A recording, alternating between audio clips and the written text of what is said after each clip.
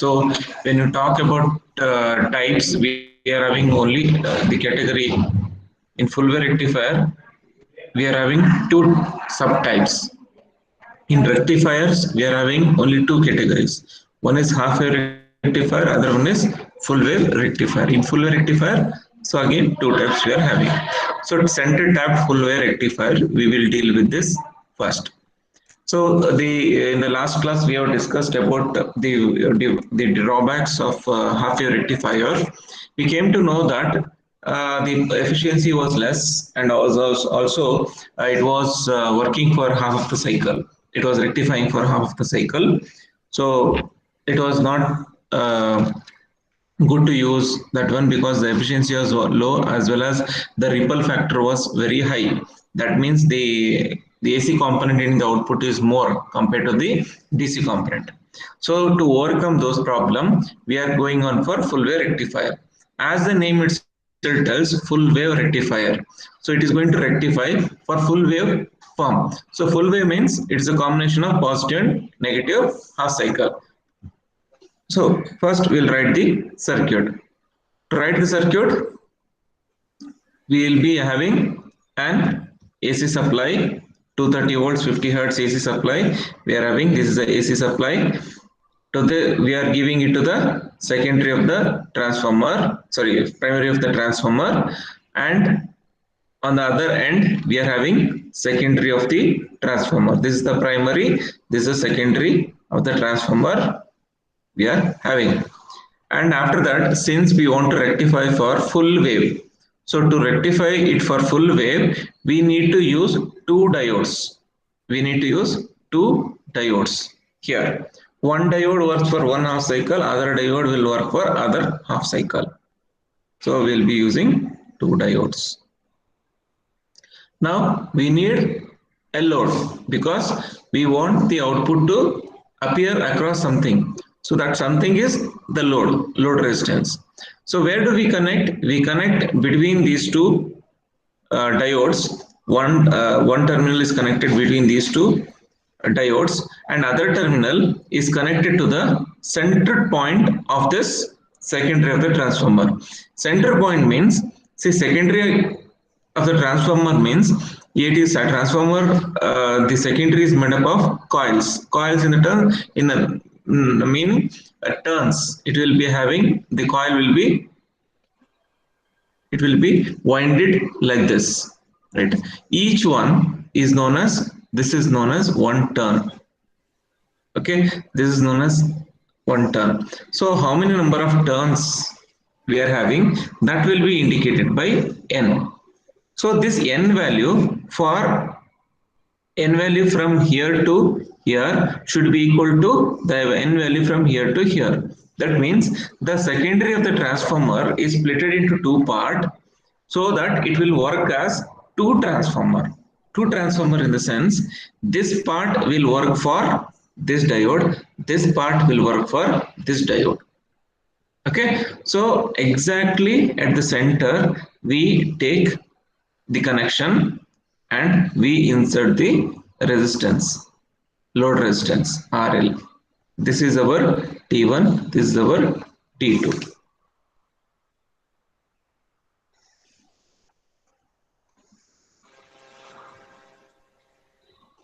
Okay. So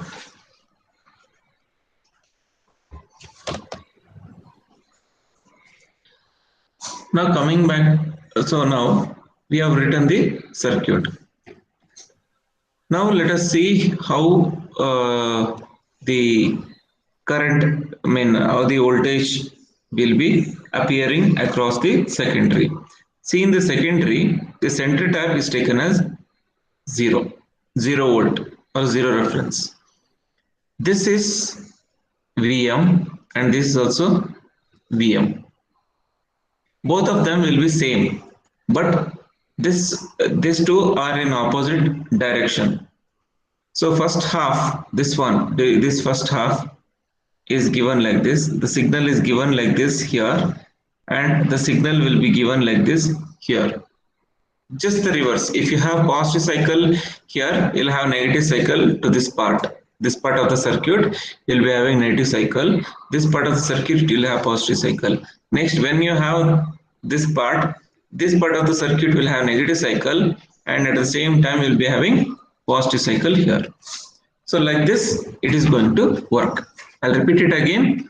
From AC supply, you are going to have a complete signal, and that will be fed to the primary. From the primary to the secondary, the signal will be stepped down, and after stepping down, it is going to be splitted into the secondary, splitted into two part. It will be Vm0 Vm in this form. Usually transformer rating will be like this: 10 0 10. That means from here to here it gives 10 volt, from here to here it gives 10 volt. That means the first half will give 10 volt, the second half will give you 10 volt, such that both the diodes will be having 10 volt in one of the half of cycle. Now we will see how it will work. So now we have taken, as I told, the signal. When this is positive, this will be negative. When this is negative, this will be positive. Exactly opposite. So during positive half cycle, the current will be flowing like this. So when this is having positive cycle, what it will have? It will have negative half cycle. So negative half cycle means the current will flow like this. So now what happens to D1 and what happens to D2? See the uh, loop, or see the current direction, and tell me what happens to D1 and D2. So the current will flow through D1 and it will not flow through D2. Hence, the D1 will be in forward bias and D2 will be in reverse bias. Yes, so this will be off and this will be short circuited. This will be short circuited. So we will be having at the output, we'll have this output across the load. So across the load, we'll have this output for the first half of the cycle. So let us take, this is our input, this is our input, and this is our output. Next, after that, what happens in the next negative half cycle? So during that time, when you have negative half cycle for the this particular loop, what you'll have here, you'll have positive half cycle. So we'll write the diode again, and we'll see.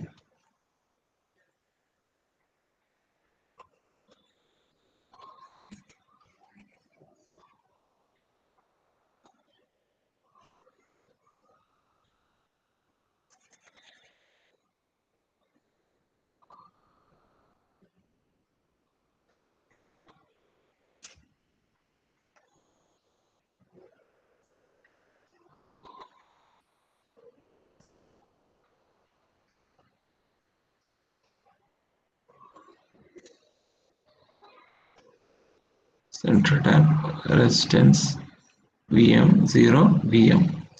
So initially the current was flowing like this. Now the current will flow from 0 to Vm. 0 to Vm. That means it is going to flow in this direction. Here the current will flow from Vm to 0 in this direction. Because when you have positive here, you had negative here. When you have negative here, you will get positive here. Now what happens? What will happen?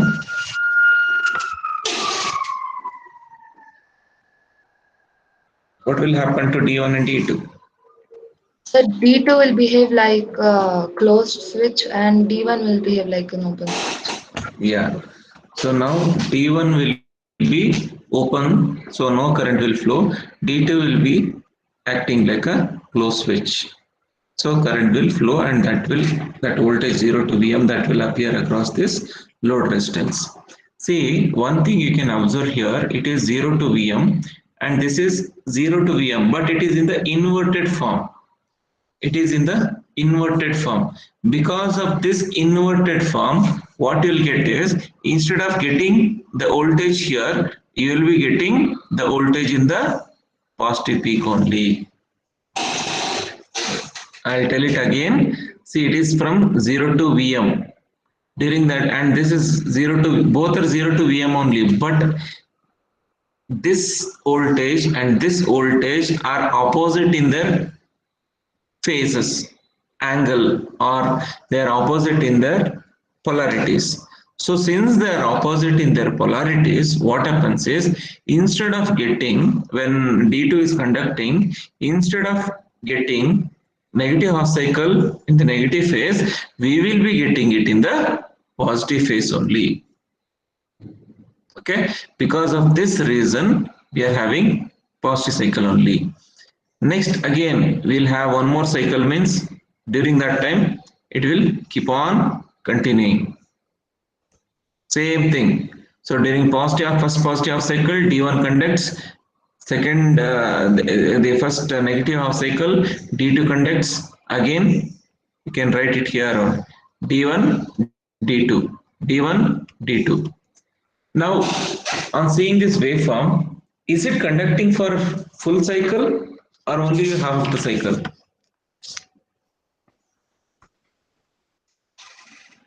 Full cycle. It is conducting for full cycle. Okay, this is about the full wave rectifier.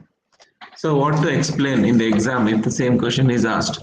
So full wave rectifier, in this, if they're asking center tap full wave rectifier. In center tap full wave rectifier, the transformer used is center tapped transformer. The transformer used is center tap transformer. So two diodes will be used, in which diode 1 will be conducting in the positive half cycle, diode D2 will be conducting in negative half cycle of the input. So because of this, what happens? The current, we will be able to get the voltage in both of the half of the cycles, and we will be observing that the full wave rectifier is going to rectify the full input cycle. This is about full wave rectifier with center tap. And again, you can write this waveform with for the voltage or for the current. Anything is fine. Now again, we have an equation, DC or average current.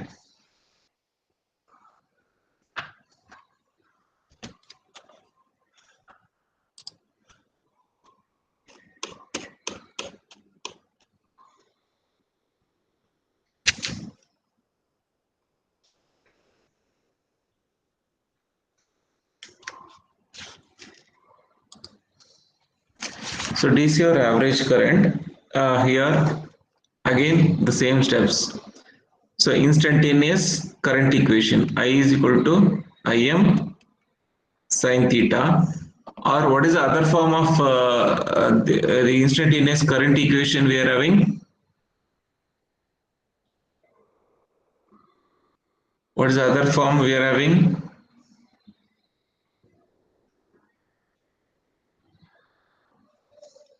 Instead of writing I is equal to Im sin theta, is there any other form?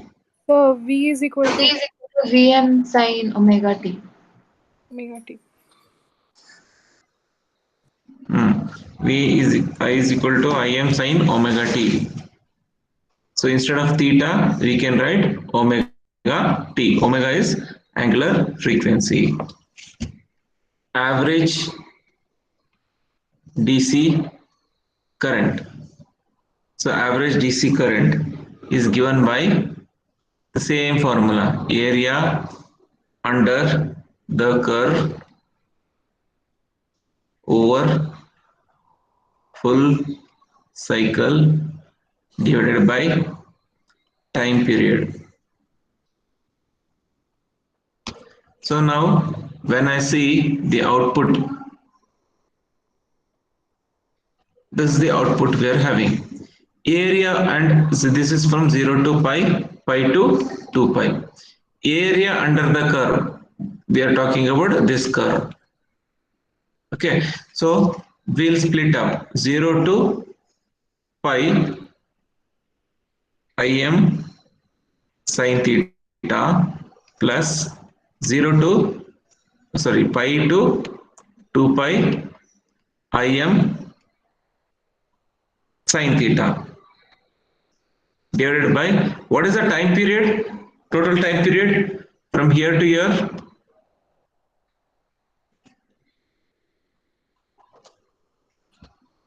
2 pi. 2 pi.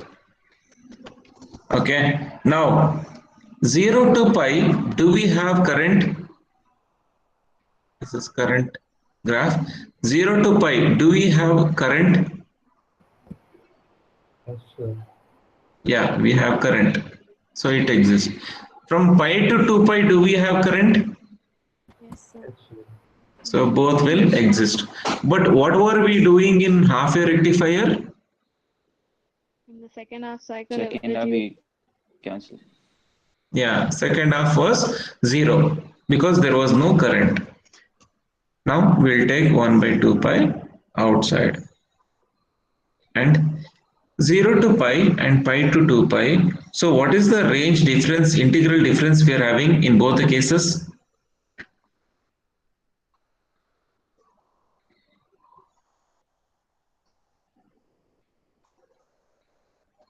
See, pi minus 0 is pi. 2 pi minus pi is pi. That means is the range same for both? Yes, sir. Yes, sir. So when the ranges are same, what we can do? We can add them. 0 to pi Im sin theta. Can I write like this? Because this factor is same as well as the integral range difference is same. The limit is same. Pi to 0, pi minus 0 is pi, 2 pi minus pi is pi. So from that, the mathematical law, we can write like this. So now sin theta into d theta, d theta, d theta. And I'll take Im outside, Im by 2 pi into 2, 0 to pi sin theta into d theta. 2 will get cancelled. Integration Im by 2, Im by pi, Im by pi of integration of sin theta is minus cos theta 0 to Minus pi. cos theta. So Im by pi of minus 1. So minus, we'll take it outside. Minus 1, minus 1. So finally we'll be having 2 Im by 2 pi. Im by. So IDC is equal to 2 Im by pi. See, you can have one relationship here. See, for half a rectifier, what was the formula we had?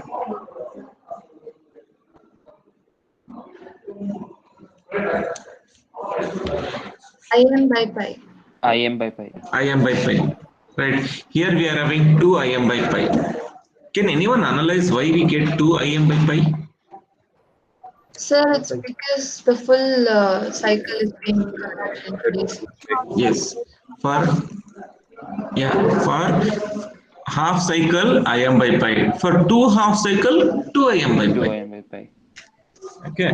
So in the same way, we can even do it for VDC. See, the method is same. The only change is for second half cycle also we have to substitute. VDC is equal to for average DC voltage or average voltage. VDC is equal to IDC into RL. So IDC we have already got 2 Im by pi pi. So substitute it. So that is equal to 2 Im by pi into RL. And again we know that Im is equal to Vm by RL plus Rf plus Rs. And again we know that Rf plus Rs is very less compared to RL. So from this what we can write 2 Im by pi. Sorry, Substitute 2 IM, sir. Vm by Vm. pi. Yeah, Im. Vm by pi divided by RL. So I can directly write it as RL because RF and RS RF are is very very small. small compared to RL. So into RL. So RL will get cancelled and we'll have VDC is equal to 2 Vm by pi. This is the equation we are having for average DC voltage. Next, root mean square. Root mean square, load current.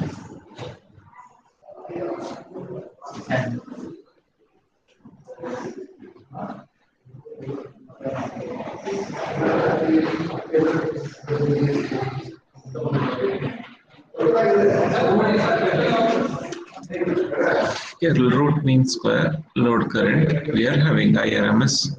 We have to derive. So the basic formula is IRMS is equal to root of 1 by 2 pi 0 to 2 pi I square into d theta. So this is the basic formula. Thinking that you know it, I am in the textbook. I have suddenly directly written this second step. Okay. So if you have not understood that, you can see here root of 1 by 2 pi. This 0 to 2 pi, how I can write? 0 to pi I square d theta plus pi to 2 pi I square d theta, right? So now just wait for 10 minutes. I have class. So 1 divided by 2 pi. So when you take the integral difference, again same method. It becomes 2 into 0 to pi I square into d theta. 2 will get cancelled. That will be 1 by pi of 0 to pi I square into d theta. Okay, so this is what I have written directly there. Think because the method is whatever we have followed is same for even half a rectifier, and these steps are same for IDC also. So that's why I have written directly at this stage. If you want, you can write this in your in the book itself, textbook itself. Okay, now after getting this root of 1 by pi, substitute for I square. What is the formula for I? 0 to pi, that is Im square sine square theta into d theta. Now that is equal to, take Im square outside. Im square by pi 0 to pi. We can write a sine square theta can be written as 1 minus cos 2 theta by 2 into d theta whole root. So that is equal to root of Im square by pi. We will take even 2 outside. So 0 to pi 1 into d theta minus 0 to pi cos 2 theta into d theta.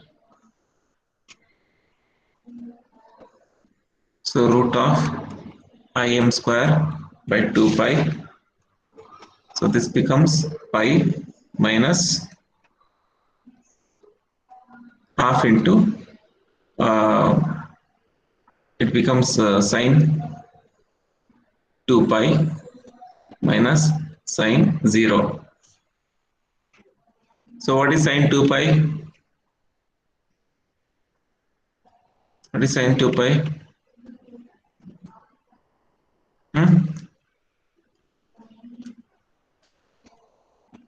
What What is sine 2 pi? 0. 0. Again sine 0 is 0. So this entire term tends to 0. And now I can cancel this pi, this pi. It becomes Im by root 2. IRMS is equal to Im by root 2. This is the formula for root mean square load current, IRMS, for our full wave rectifier. In the same way, we can even find VRMS. VRMS is equal to IRMS into RL. So Im by root 2 into RL, and again we are going to substitute Vm. So that is equal to Vm into RL divided by root 2 into Rs plus Rf plus RL. So that is equal to, so again we know that Rs plus Rf is very less compared to RL. So from that we can cancel them. So Vm by root 2, that is equal to VRMS. Okay, this is RMS voltage we are having. After this, the next is ripple factor.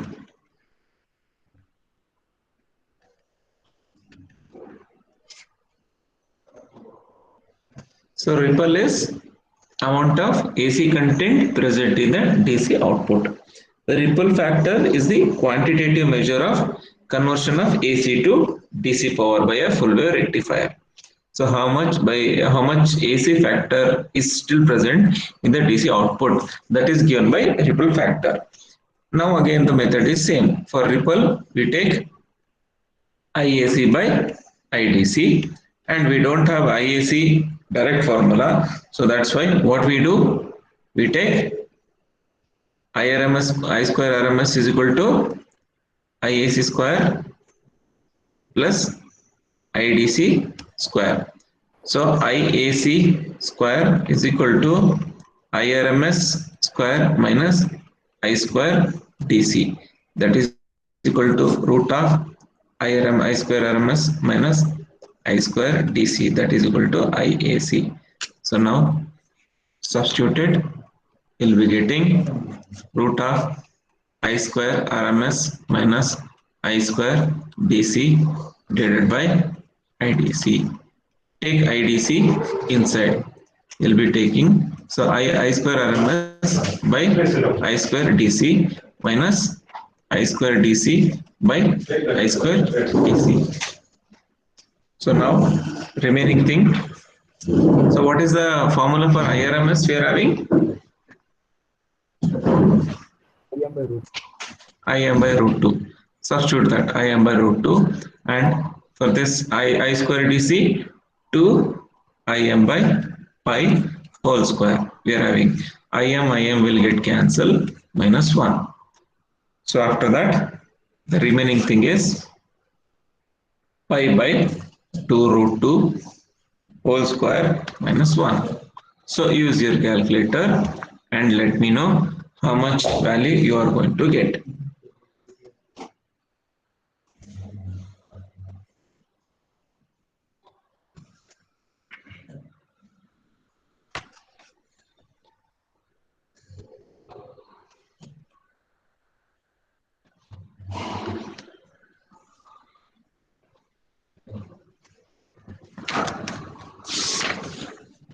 Yeah, how much you got? 0.5. 0.5. 0.48. So 0.48. 0.48 to, so or if you want to write it in terms of percentage, it is 48.2%. This is the ripple factor. So what was the ripple factor in the half wave rectifier? 40 points. 121%. Here we are having 48.2%. So from when you compare half wave rectifier with this full wave rectifier, can we observe any change whether the ripple factor has increased or decreased?